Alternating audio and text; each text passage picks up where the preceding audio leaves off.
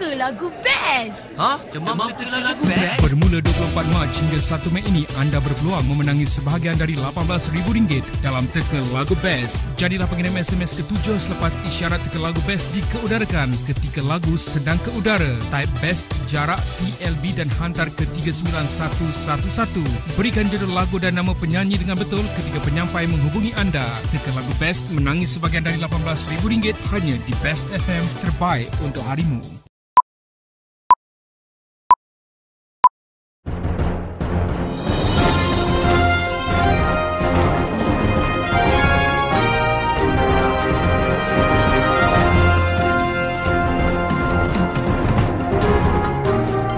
Buletin Selatan 17 April 2015. Kerajaan utamakan rakyat berbanding Jabatan Bengkok. 14,000 penjawat awam masih terima gaji serendah RM805 sebulan. Kementerian Kesihatan diminta pantau hospital kerajaan lebih kerap. Pemuda dipercayai tikam mati bekas tunang ditahan. Dan akhir sekali, lebih 4,000 individu ditangkap dalam op cantas. Salam sejahtera. Kerajaan negeri menyifatkan bekalan air bersih dan perumahan mampu milik untuk rakyat adalah agenda yang lebih utama berbanding Jabatan Bengkok. Menteri Besar Datuk Muhammad Khalid Nordin berkata, kesejahteraan rakyat melibatkan dua perkara itu adalah isu terpenting yang menjadi tumpuan pentadbirannya sebagaimana yang disarankan oleh Putrajaya. Menurut Datuk Muhammad Khalid, kerajaan negeri akur dengan ketetapan yang dimaklumkan Perdana Menteri, iaitu mengutamakan bekalan air dan perumahan. Sementara itu, Ahli Dewan Undangan Negeri Adun Kempas, Datuk Tengku Putra Harun Aminur Rashid Hamid Jumat berkata, tujuan pembinaan Jabatan Bengkok itu adalah sebagai simbol atau lambang kedaulatan negara. Walau bagaimanapun katanya, dengan sumber-sumber yang terhad pada masa ini, keutamaan negara mungkin sudah bertukar. Terdapat 400,000 penjawat awam di negara ini masih menerima gaji serendah RM805 sebulan. Demikian menurut kenyataan Presiden Kongres Kesatuan Pekerja-Pekerja di dalam Perkhidmatan Awam QPEX, Datuk Aziz Muda. Beliau berkata mereka yang menerima gaji sedemikian kebanyakannya adalah pembantu am dan pemandu yang masuk ke perkhidmatan awam menggunakan kelayakan penilaian menengah rendah PMR. Memetik laporan utusan online, katanya yang menerima gaji minimum itu ialah golongan pelaksana dan mereka adalah rakyat serta aset kepada kerajaan dan negara. Selain meningkatkan gaji, Kongres itu juga meminta kerajaan agar menyemak semula kadar pengecualian cukai pendapatan penjawat awam sehingga 100% sebagai mengurangkan bebanan kos sara hidup yang terpaksa ditanggung masa kini. Pihaknya berharap kerajaan dapat memberi pertimbangan sewajarnya kepada permintaan tersebut memandangkan kos sara hidup kini meningkat di kawasan bandar-bandar utama. Beliau berkata demikian ketika mengulas tuntutan QPEX yang mahukan kerajaan menaikkan gaji kaki tangan awam sebanyak 35% bagi menjadikan RM1,200 sebulan sebagai gaji minimum. Perdana Menteri Datuk Seri Najib Tun Razak menggesa Kementerian Kesihatan untuk memantau dengan rapi dan menjalankan pemeriksaan lebih kerap di hospital dan klinik kerajaan. Sambil menarik perhatian kepada kes kantin yang kotor di Hospital Tengku Ampuan Rahimah HTAR Kelang baru-baru ini, beliau menegaskan ia tidak patut berlaku lagi. Beliau menerusi catatan terbaru dalam laman Twitternya berkata, perkara itu tidak sepatutnya berlaku lagi.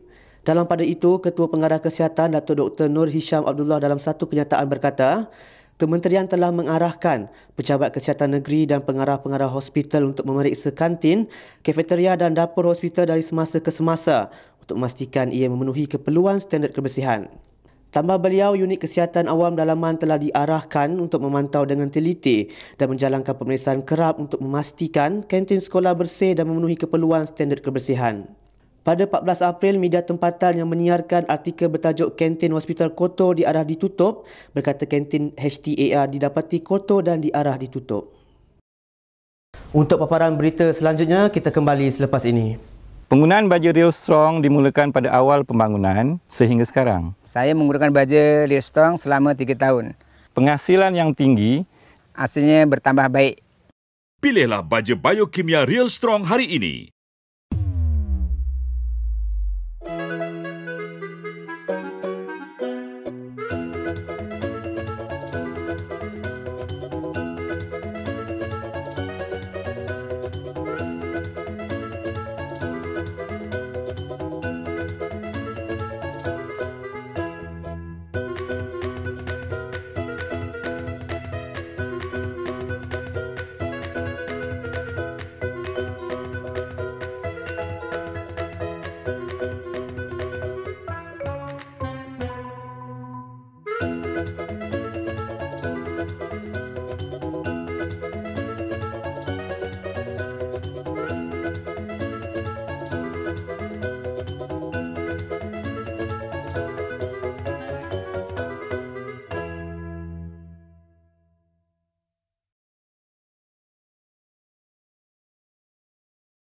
Kembali semula.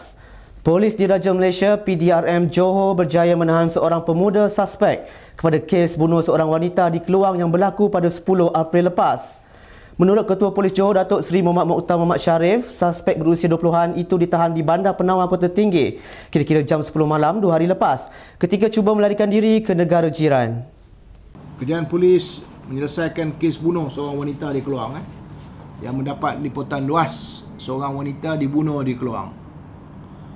Jadi orang yang disyaki ni cuba melarikan diri ke negara jiran.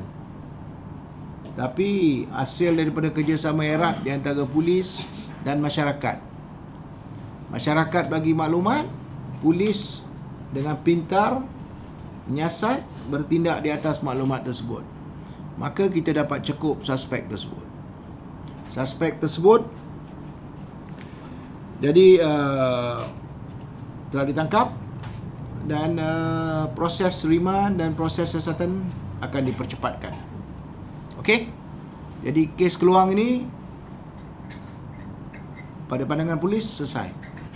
Beliau berkata demikian ketika sidang media yang diadakan di Ibu Pejabat Kontingen Johor IPK Johor yang turut dihadiri Ketua Polis Daerah Johor Bahru Selatan ACP Sulaiman Saleh.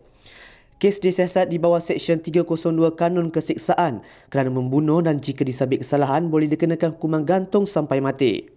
Suspek kini ditahan reman selama 7 hari sehingga 12 April nanti.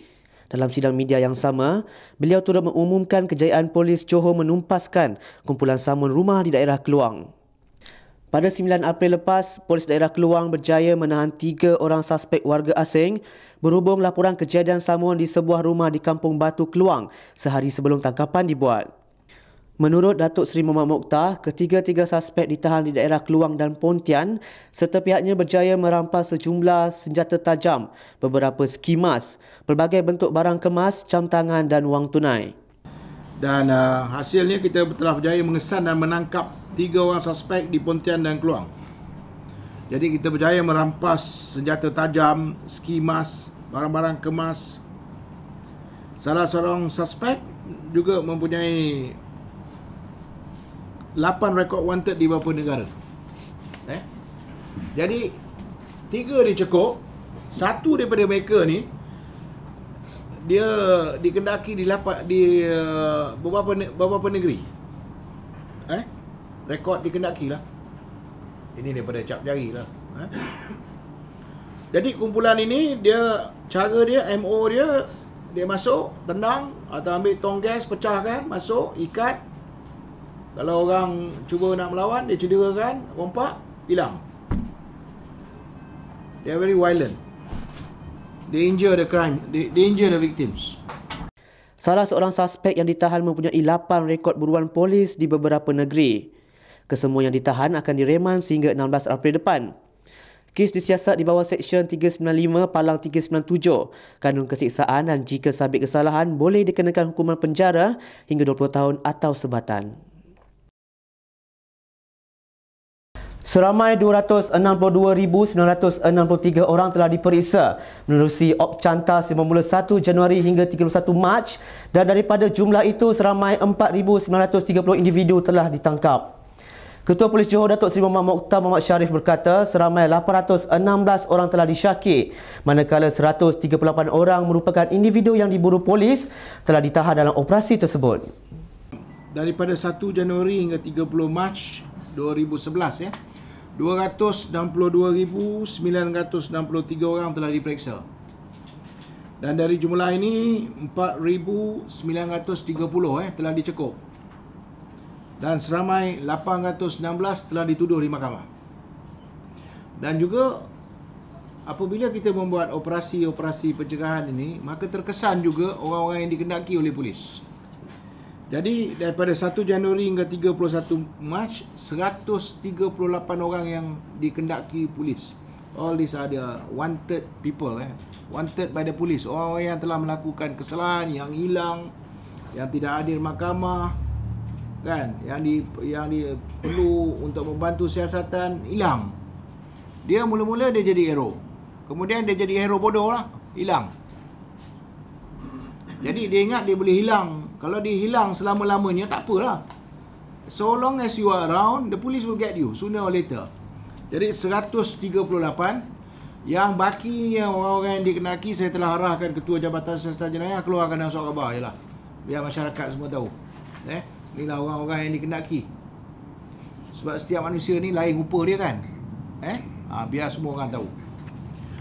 Jadi kita juga berjaya merampas 2 pucuk senjata api, 9 senjata api tiruan, 158 jenis senjata api bahaya dan 61 pelbagai jenis peralatan pecah rumah. Beliau berkata demikian dalam sidang media selepas menghadiri lawatan kerja ke Ibu Pejabat Polis Daerah Johor Bahru Selatan yang turut disertai Ketua Polis Daerah Johor Bahru Selatan ACP Sulaiman Saleh. Menurut beliau lagi, pihaknya berjaya merampas 2 pucuk senjata api, 9 senjata api tiruan, 7 senapang angin dan 158 pelbagai jenis senjata berbahaya. Sementara itu, sempena lawatan kerja tersebut, Datuk Seri Muhammad Mokhtar turut menyampaikan amanat dan nasihat kepada warga polis IPD Johor Bahru Selatan di Dewan Datuk On IPK Johor Bahru.